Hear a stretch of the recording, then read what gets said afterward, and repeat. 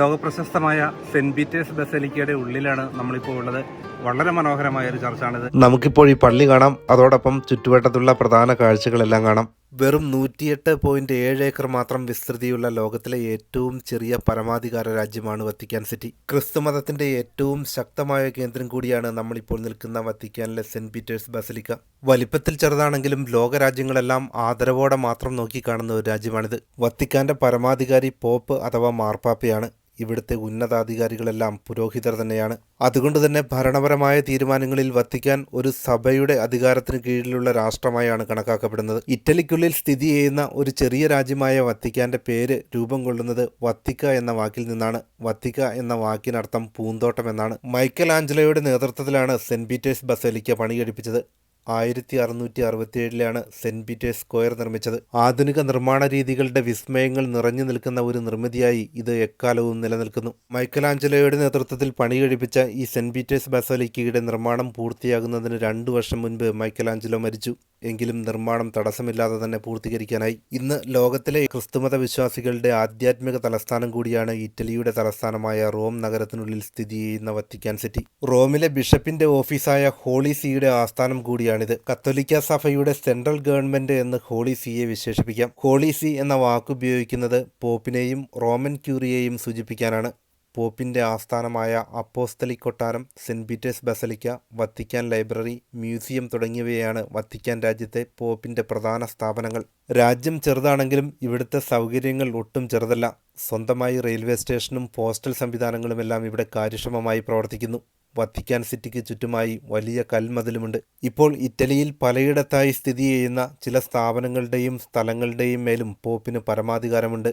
ഐക്യരാഷ്ട്രസഭയിൽ സ്ഥിരം നിരീക്ഷക പദവിയും വത്തിക്കാൻ സിറ്റിക്ക് നൽകിയിരിക്കുന്നു. ഇപ്പോൾ സെന്റ് പീറ്റേഴ്സ് ബസലിക്കയുടെ മുന്നിൽ എത്തുമ്പോഴാണ് നമുക്ക് ആ ഒരു ചർച്ചിന്റെ വലിപ്പം നമുക്ക് മനസ്സിലാവുക. ലോകത്തിലെ ഏറ്റവും വലിയ ചർച്ചാണ് സെന്റ് പീറ്റേഴ്സ് ബസലിക്ക. ഈ ചർച്ചിന് വലിയ പ്രാധാന്യം കൈവരുന്നത് 1920 ലാറ്ററൽ ഉടമ്പടി അനുസരിച്ച് വത്തിക്കാൻ സിറ്റിയെ ഒരു സ്വതന്ത്ര പരമാധികാര രാജ്യമാക്കി മാറ്റിയതിനു ശേഷമാണ്. ക്രിസ്തുമതം പ്രചരിക്കുന്നതിന് മുൻപേ തന്നെ BC കാലഘട്ടത്തിൽ വത്തിക്കാൻ ഒരു പുണ്യഭൂമിയായാണ് കണക്കാക്കപ്പെട്ടിരുന്നത്. പുരാതന ദേവതകളായിരുന്ന സിബിലിന്റെ ക്ഷേത്രസ്ഥലമായിരുന്നതായാണ് ചരിത്രത്തിൽ രേഖപ്പെടുത്തിയിരിക്കുന്നത്.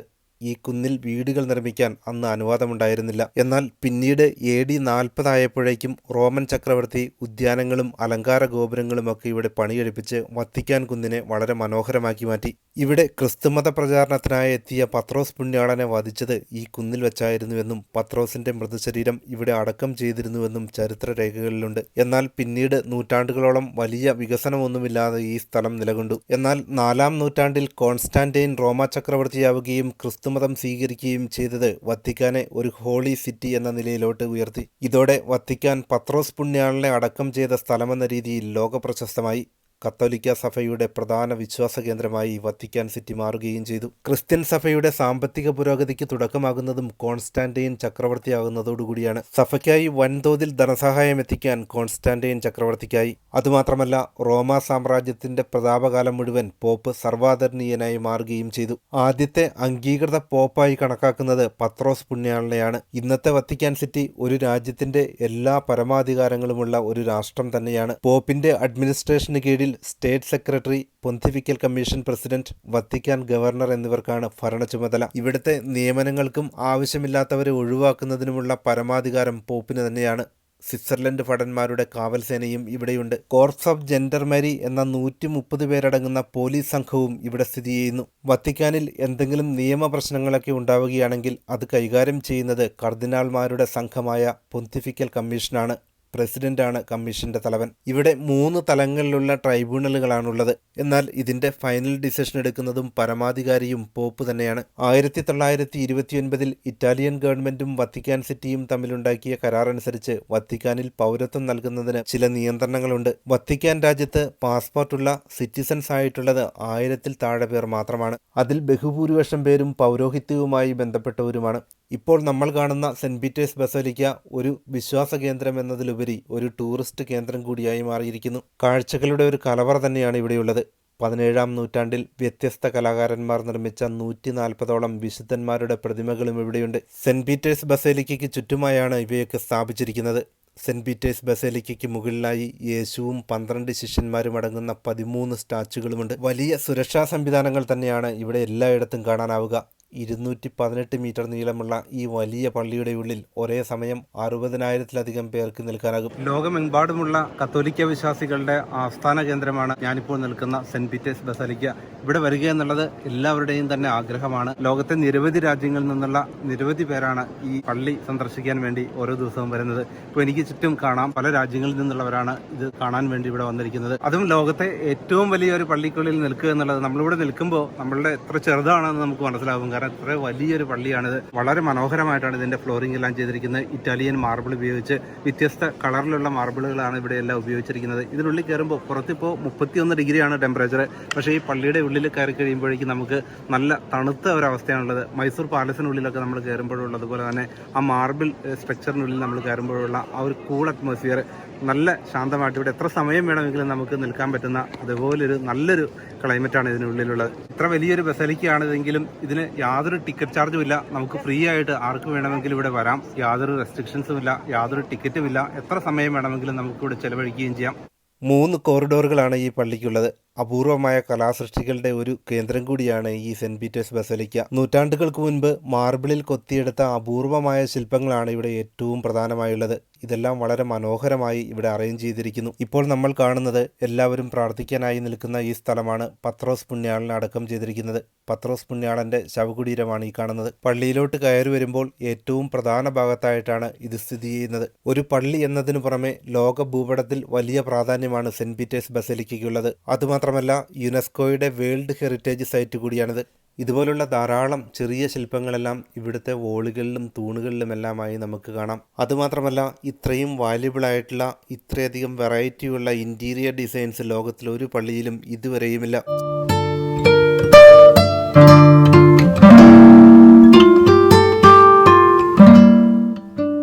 ചുവരിലും നിലത്തും തൂണുകളിലും മേൽക്കൂരയിലുമെല്ലാമായി അപൂർവവും അമൂല്യവുമായ നിരവധി പെയിൻറ്റിങ്ങുകൾ. ഇവയൊക്കെ ക്യാമറയിൽ പകർത്താനും പഠിക്കാനുമായി എത്തുന്ന ലോകത്തിൻ്റെ വിവിധ ഭാഗങ്ങളിൽ നിന്നുള്ള വിദ്യാർത്ഥികളെ എല്ലായിടത്തും കാണാം.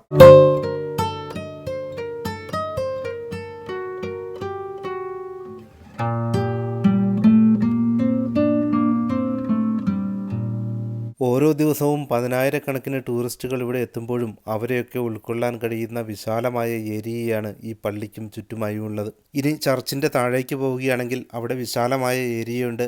പല പോപ്പുമാരെ അടക്കം ചെയ്തിരിക്കുന്ന അവരുടെ ശവകുടീരങ്ങളാണ് ഇവിടെയെല്ലാം കാണുന്നത്. ചർച്ച് വിസിറ്റ് ചെയ്തതിന് ശേഷം ഇവിടെ എത്തി പ്രാർത്ഥിക്കുന്ന നിരവധി വിശ്വാസികളെയും ഇവിടെയെല്ലാം കാണാം. മുൻകാലങ്ങളിലുണ്ടായിരുന്ന പോപ്പുമാരെ അടക്കം ചെയ്തിരിക്കുന്ന പ്രധാന ഏരിയ കൂടിയാണിത്. ഇവിടുത്തെ പള്ളിയും പരിസര പ്രദേശങ്ങളുമെല്ലാം സന്ദർശിക്കാനും എല്ലാ സ്ഥലങ്ങളും കാണുന്നതിന് ഒരു ദിവസം മുഴുവനെങ്കിലും വേണ്ടിവരും. ഒരു ചെറിയ രാജ്യമാണ് വത്തിക്കാനെങ്കിലും 40 മിനിറ്റ് നടന്നാൽ തീരാവുന്ന അത്രയും ചെറിയൊരു രാജ്യമാണിതെങ്കിലും ഒട്ടേറെ കാഴ്ചകളാണ് വത്തിക്കാൻ നമുക്ക് നൽകുന്നത്.